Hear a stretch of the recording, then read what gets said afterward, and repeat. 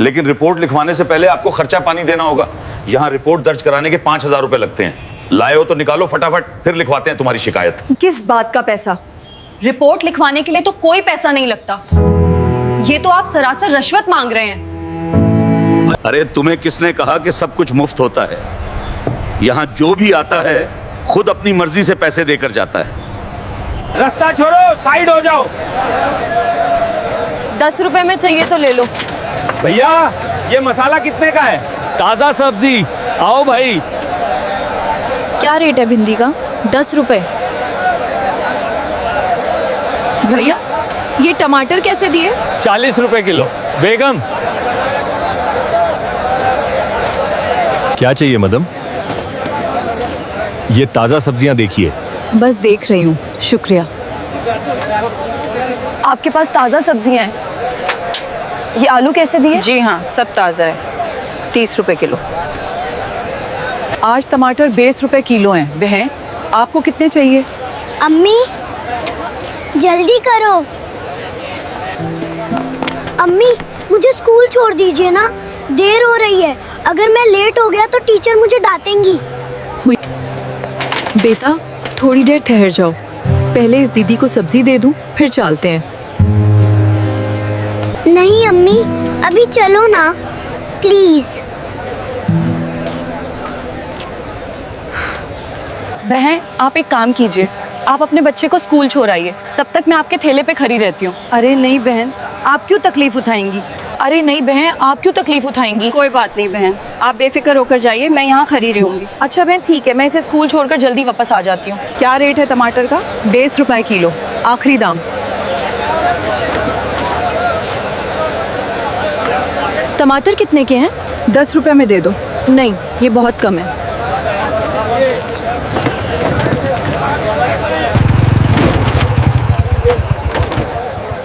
तो कब से यहाँ सब्जी बेचने लगी हो? यहाँ तो पहले कोई और औरत सब्जी बेचा करती थी। वो कहाँ गई? वो अपने बच्चे को स्कूल छोड़ने गई हैं।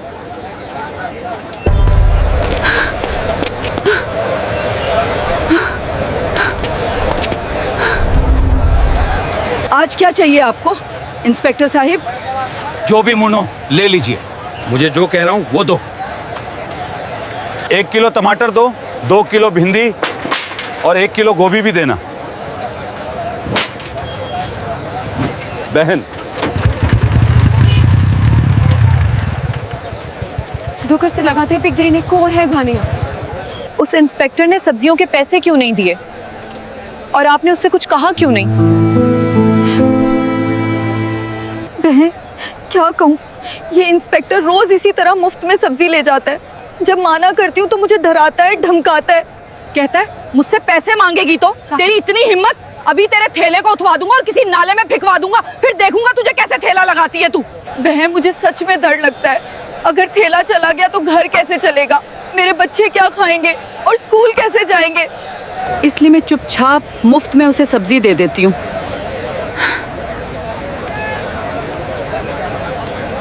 ये टमाटर कैसे दिए?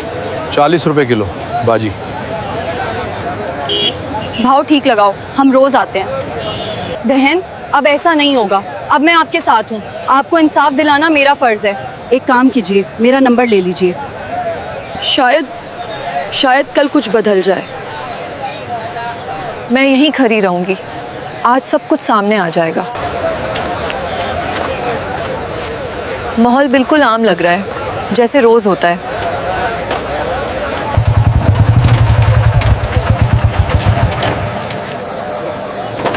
क्या बात है? आज फिर तुम यहीं? वैसे तुम इस औरत की क्या लगती हो? कल भी तुम यहीं खा रही थी और आज भी। मैं इसकी बहन हूँ। आज उसे घर पर कुछ ज़रूरी काम था, इसलिए मैंने कहा कि ठेले पर मैं बैठ जाऊंगी। ओह, तो तू उसकी बहन है? मगर तू तो उससे भी ज्यादा खूबसूरत है। तू बहुत प्यारी लग रही है आज। वैसे छोड़ो ये सब, मुझे 1 किलो गाजर चाहिए, साथ में थोड़ा धनिया और मिर्च भी देना।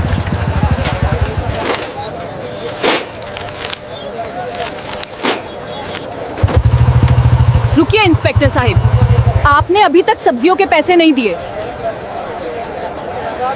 सब्जियों के पैसे दीजिए, ऐसे नहीं चलेगा। कौन से पैसे? मैं तो रोज मुफ्त में लेता हूँ। अपनी बहन से पूछ लेना, वो तो कुछ नहीं कहती। और तुम ज्यादा जुबान मत चलाओ मेरे सामने। आप मेरी बहन से चाहे जैसे लेते हो, लेकिन मुझसे नहीं। सब्जियों के पैसे देने होंगे। हमें भी पैसे खर्च करके ही ये सब्जियां लानी पड़ती हैं। और अगर हम एक दिन भी सब्जी ना बेचें तो हमारे घर का चूल्हा नहीं जलता। आप जैसे लोग मुफ्त में सब्जी लेकर हमारे पेट पर लात मारते हैं इंस्पेक्टर साहिब। और अगर हम एक दिन भी सब्जी ना बेचें तो हमारे घर का चूल्हा नहीं जलता। आप जैसे लोग मुफ्त में सब्जी लेकर हमारे पेट पर लात मारते हैं इंस्पेक्टर साहिब। और अगर हम एक दिन भी सब्जी ना बेचें तो हमारे घर का चूल्हा नहीं जलता। आप जैसे लोग मुफ्त में सब्जी लेकर हमारे पेट पर लात मारते हैं इंस्पेक्टर साहिब। आपने एक औरत पर हाथ उठाकर बहुत बड़ी गलती की है।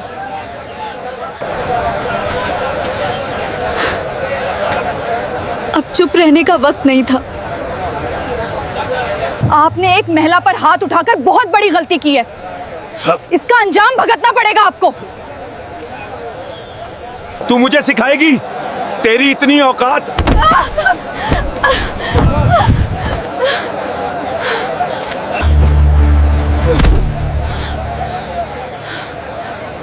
ये सब बहुत गलत हो रहा है। मैं तुम्हारे खिलाफ रिपोर्ट करवाऊंगी। तुम्हें सब्जियों के पैसे देने ही होंगे। रिपोर्ट? तेरी इतनी औकात है? तू एक मामूली सब्जी बेचने वाली और मैं थाने का इंस्पेक्टर। मैं तुझे यहीं खड़े खड़े खरीद सकता हूँ। ज्यादा जबान चलाई तो उल्टा तुझे ही जेल में डाल दूंगा।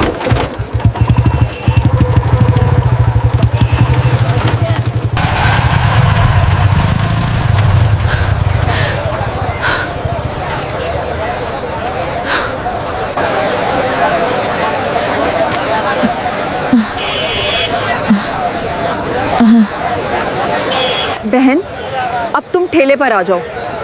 इस इंस्पेक्टर को अब मैं दिखाऊंगी कि कानून की पावर क्या होती है।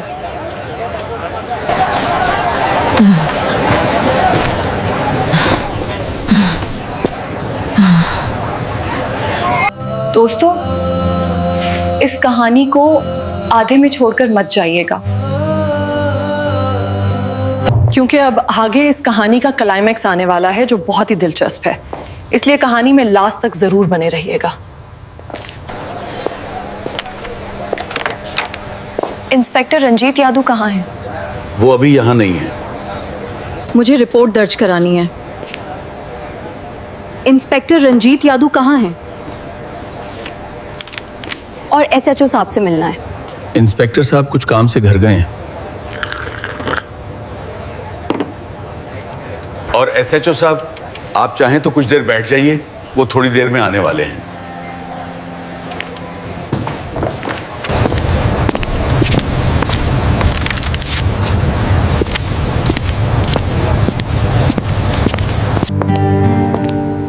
तुम कौन हो और यहां क्यों आई हो? साहिब, मुझे रिपोर्ट दर्ज करवानी है। अच्छा, मेरे कैबिन में चलो। तो आपको रिपोर्ट लिखवानी है? लेकिन रिपोर्ट लिखवाने से पहले आपको खर्चा पानी देना होगा। यहाँ रिपोर्ट दर्ज कराने के 5,000 रुपए लगते हैं। लाए हो तो निकालो फटाफट, फिर लिखवाते हैं तुम्हारी शिकायत। किस बात का पैसा? रिपोर्ट लिखवाने के लिए तो कोई पैसा नहीं लगता। ये तो आप सरासर रिश्वत मांग रहे हैं। अरे तुम्हें किसने कहा कि सब कुछ मुफ्त होता है? यहाँ जो भी आता है खुद अपनी मर्जी से पैसे देकर जाता है, और अगर नहीं देगा तो इसकी रिपोर्ट भी नहीं लिखी जाएगी। अब आगे तुम्हारी मर्जी है, रिपोर्ट लिखवानी है तो पैसे तो देने ही पड़ेंगे। लीजिए, अब रिपोर्ट लिखिए। बताओ, किसके खिलाफ रिपोर्ट करनी है? इंस्पेक्टर रंजीत यादव के खिलाफ।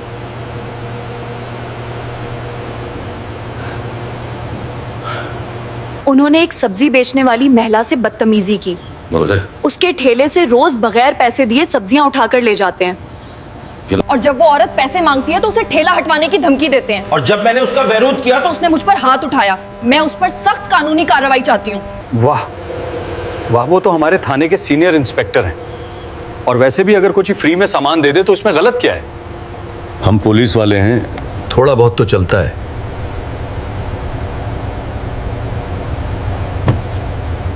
ये वर्दी अब सरकशा की नहीं, बल्कि गरीब और मजबूर लोगों को परेशान करने का एक औजार बन चुकी थी।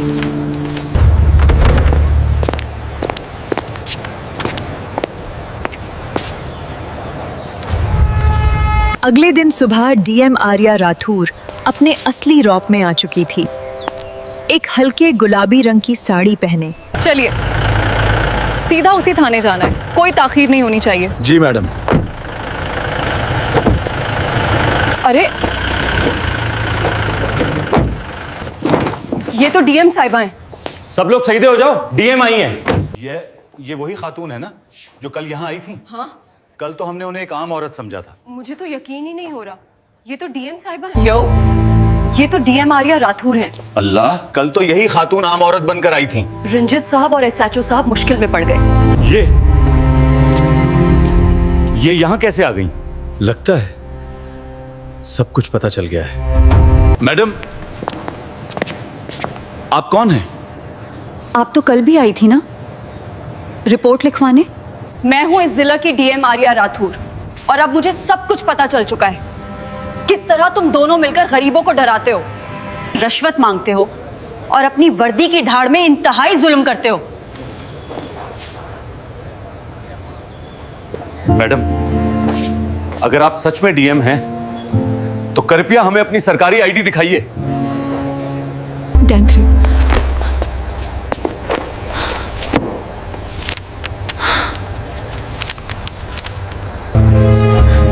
माफ कीजिए मैडम, हमसे बहुत बड़ी गलती हो गई। हमें नहीं पता था कि आप डीएम हैं।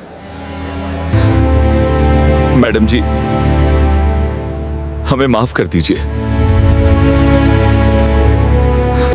हमसे बहुत बड़ी गलती हो गई, आगे से ऐसा कभी नहीं होगा। गलती नहीं, ये जुर्म है और अब तुम दोनों को इसकी सजा जरूर मिलेगी।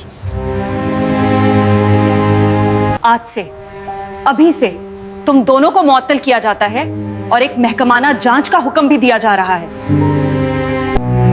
इस थाने में अब ना ही गरीबों का इस्तेहसाल होगा और ना ही वर्दी की आड़ में कोई जुल्म।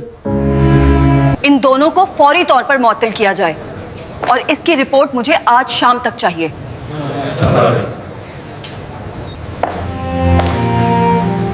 ये अहदाए ताकत नहीं, जिम्मेदारी है। तुम दोनों माफी के लायक नहीं हो।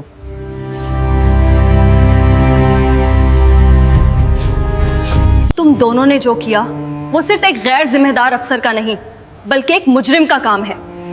अगर मैं आज तुम्हें माफ कर दूं तो शायद कल तुम फिर किसी गरीब की आवाज दबाओगे, फिर किसी मजबूर इंसान पर जुल्म करोगे। I will not tolerate this corruption any longer. Expect transfer orders by the evening. हम हाथ जोड़ते हैं मैडम, हमें एक मौका दे दीजिए। मैडम, आप बिल्कुल सही कह रही हैं। हम सच में माफी के लायक नहीं हैं। लेकिन बस एक मौका दे दीजिए, हम सब कुछ बदल देंगे, गरीबों को इज्जत देंगे।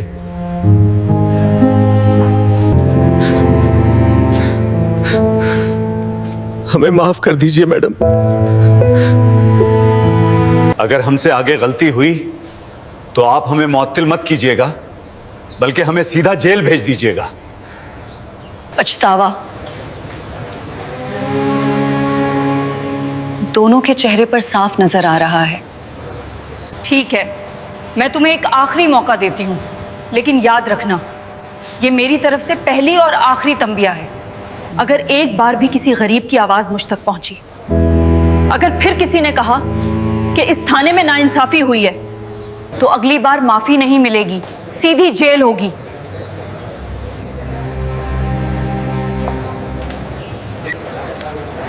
शायद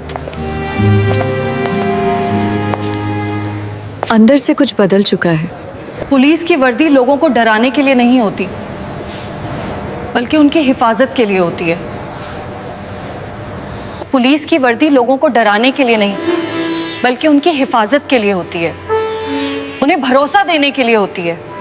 जब तक वर्दी पहनने वाले खुद इज्जत देना नहीं सीखेंगे, तब तक ये वर्दी भी इज्जत के काबिल नहीं मानी जाएगी। ये खामोशी डर की नहीं, खुद एहतसाबी की है। उस दिन के बाद ये थाना वाकई बदल गया। अब कोई रिश्वत नहीं मांगता था। बाजार, गलियों और चौराहों पर अब पुलिस लोगों की मदद करती दिखती थी, लोगों में डर नहीं फैलाती थी। वही सब्जी वाली औरत जो कभी सहमे सहमे रहती थी, अब अपने ठेले पर, क्योंकि अब उसे किसी से डरने की ज़रूरत नहीं थी। इस कहानी से हमें ये सबक मिलता है कि ओहदा और रुतबा सिर्फ दिखावे की चीज़ नहीं। जब कोई अफसर अपने अहदे का इस्तेमाल गरीबों और मजबूरों की मदद के लिए करता है, तभी समाज में हकीकी तब्दीली आती है। नाइंसाफ़ी के ख़िलाफ़ खड़े होना कभी आसान नहीं होता, लेकिन एक सच्चा लीडर वही होता है जो डर के आगे हिम्मत दिखाए। और सबसे ज़रूरी बात, वर्दी का डर नहीं, बल्कि भरोसा होना चाहिए लोगों के दिलों में। दोस्तों, इस कहानी को सुनाने का मकसद किसी को परेशान करना या किसी की जज्बात को ठेस पहुंचाना बिल्कुल नहीं है। हमारा मकसद ना किसी ज़ात, धर्म, समाज या किसी भी पेशे को गलत दिखाना नहीं है। इस कहानी का एक ही मकसद है, आपको जागरूक और सचेत करना। अगर आपको ये कहानी पसंद आई हो तो इसे लाइक करें, हाइप करें, और अगर आप चाहते हैं कि गरीबों की आवाज़ दबे नहीं बल्कि और लोगों तक पहुंचे, तो इस कहानी को ज़्यादा से ज़्यादा शेयर करें। आपका एक शेयर किसी की दबी आवाज़ को एक बुलंद सच्चाई बना सकता है। आवाज़ उठाइए, साथ दीजिए और तब्दीली का हिस्सा बनिए। ऐसी ही और कहानियों